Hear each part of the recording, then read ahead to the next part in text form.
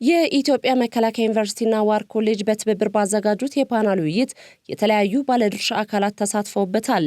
በውይይት መድረኩም ዓለማዊና ቀጠናዊ የሰላም ደህንነት ሁኔታው ከምንጊዜውም በላይ መወሳሰቡ ስጋትንም እድልንም ይዞ ስለመምጣቱ ተጠቁሟል። ለሉዓላዊነታችን ፈተና የሚሆኑ ዓለም አቀፋዊ ቀጠናዊና ሀገራዊ ችግሮችን ነቅሶ በማውጣት በጥልቀት በመመርመር የጋራ አረዳድ መፍጠርና ለብሔራዊ ደህንነት ፖሊሲና ስትራቴጂ ዝግጅት ጠቃሚ ግብዓት የሚገኝበት እንደሚሆን የመከላከያ ፋይናንስ ዘርፍ ሚኒስትር ዴኤታ ወይዘሮ ማርታ ሉዊጂ አንስተዋል። ስጋት ሆነው ለሚጋረጡ ፈተናዎች መፍትሄ ለማበጀት ዘመኑ የሚፈልገውን ጠንካራ ተቋምና ሀገር መገንባት እንደሚያስፈልግም ሚኒስትር ዴኤታዋ ወይዘሮ ማርታ ሉዊጂ አሳስበዋል። አገራችን ለጀመረችው የሉዓላዊነት የሀገረ መንግስት ቀጣይነትና ልዕልና እንዲሁም የህዝባችንን ደህንነት በአስተማማኝ ደረጃ ለማስከበር የሚያግዝ አማራጭ የፖሊሲና ስትራቴጂ ምክረ ሐሳብ ሆኖ እንዲቀርብ ይጠበቃል።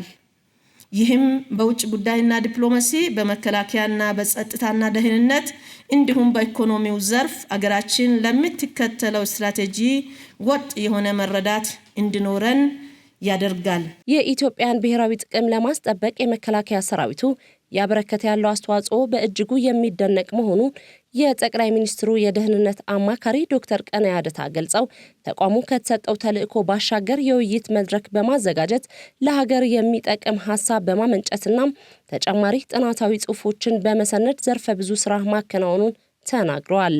ስጋቶችን በመቀነስ ኦፖርቹኒቲዎቹ ላይ ደግሞ ካፒታላይዝ በማድረግ የኢትዮጵያን ብሔራዊ ጥቅም እንዴት ማስከበር እንችላለን የሚል አጀንዳ ነው። ይሄ በጣም ትልቅ ነጥብ ነውና በዚህ ሌቭል አጀንዳ ፍሬም ተደርጎ ውይይት እንዲደረግበት ስላደረጋችሁ ለተቋሚ ኃላፊዎች ትልቅ ክብር አለኝ።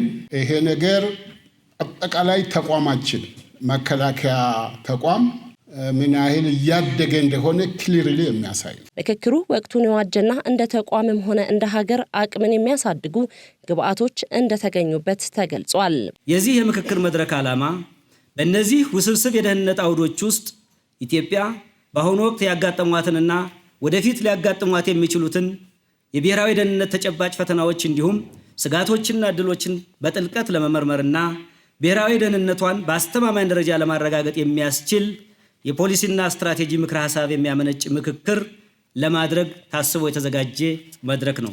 የኢትዮጵያን ብሔራዊ ጥቅም ውስብስብ በሆነ ደህንነት አካባቢ ማረጋገጥ ሁሉን አቀፍና የተቀናጀ ስትራቴጂ ይጠይቃል።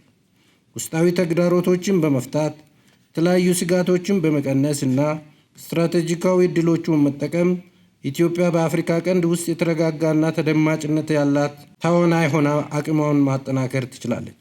ለሀገር ወደፊት የምንሄደው መንገድ ወታደራዊ አቅምን ብቻ ሳይሆን የፖለቲካ ብቃት አካታችነትን፣ የኢኮኖሚ ልማትና ቀጠናዊ ትብብርን ይጠይቃል። በእንደዚህ አይነት ባለብዙ ገጽታ አቀራረብ ኢትዮጵያ ሰላማዊ እና የበለጸገች የወደፊት ሀገር መንግስት ግንባታን እንድታረጋግጥ ያስችላታል። በዲፌንስ ዩኒቨርሲቲና በዋር ኮሌጅ አዘጋጅነት ስለሆነ እዚህ የተገኘ ነው።